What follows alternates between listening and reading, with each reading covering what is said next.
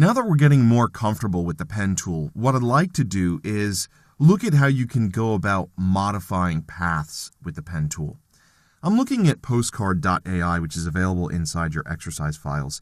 I bring up this file because if you look at the typography, you can see that the paths associated with the characters were modified. If you look at the letter D, for example, the letter D was probably typed out with a standard font, but then the letter D's paths were modified to have this vine paisley effect that you're seeing. So I've isolated the letter D and placed it into a separate document called pentooloptions.ai, which is inside the Chapter 3 folder. What I'd like to do is just show you the different modifiers associated with the pen tool. To do that, you can come over to the Tools panel. If you click and hold down on the pen tool, you can create a tear-off of all its associated tools. So what's nice about the pen tool is you don't really ever have to come in and select these tools. Oftentimes, they'll just appear. Let me show you what I mean. If I come over and highlight the subselection tool, I can come over here and click on the letter D, and we can see the path that makes up this shape. One thing before we get into these tools that I want to point out, if you're looking at these anchor points, what's nice is if you hover over an anchor point, you'll notice it increases in size. But you may feel that the size of the anchor points are just too small to really be able to see. If that's the case, click away from the letter D. You can come over to the Preferences panel by clicking the Preferences button here in the Control panel. Inside the Preferences dialog box, you can choose Selection and Anchor Display. You'll notice that there's all sorts of options here for modifying how you can work with selections and anchors. Specifically, if we look down here towards the bottom, you can see that we have the Anchors section, and right now this is what the anchors look like. So if we wanted to increase the anchor points, we could do that by clicking this button here. Of course, we want to highlight the anchors on mouse over, but the larger the anchor points are, the less exaggerated that highlight will be. If you also want to control the appearance of the handles, you have that ability as well. So I'm going to leave everything set to the default, but I just wanted to point out, if you did want to come in here and make modifications, you can. Sometimes I do find myself coming over here and selecting this third option. But nevertheless, you can do what best works for you. Go ahead and click Cancel or OK, depending upon if you change settings or not.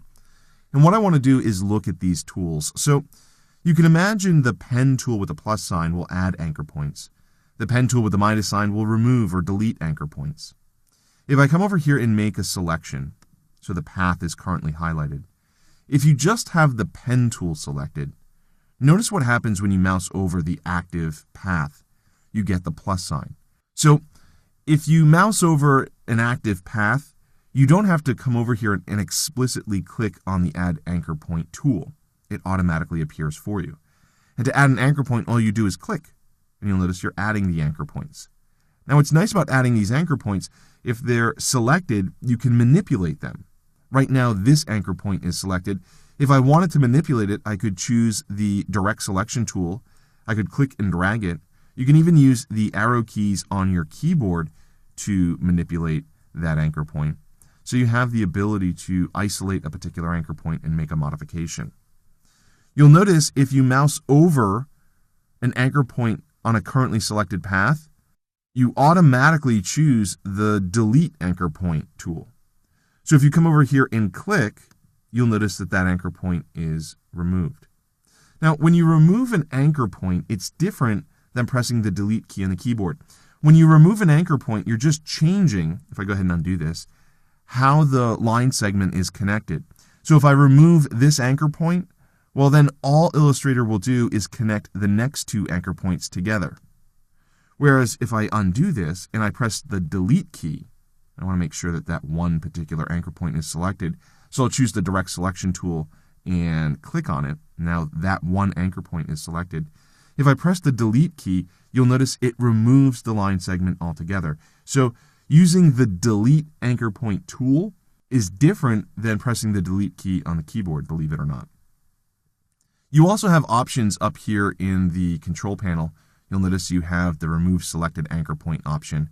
You also have a Cut Path at selected anchor points. What this does is essentially cuts it, isolating it from the rest of the path. It's a little strange. If I click it, and then use the arrow keys on the keyboard, you can see how that anchor point is now essentially 2 anchor points, giving me 2 different paths.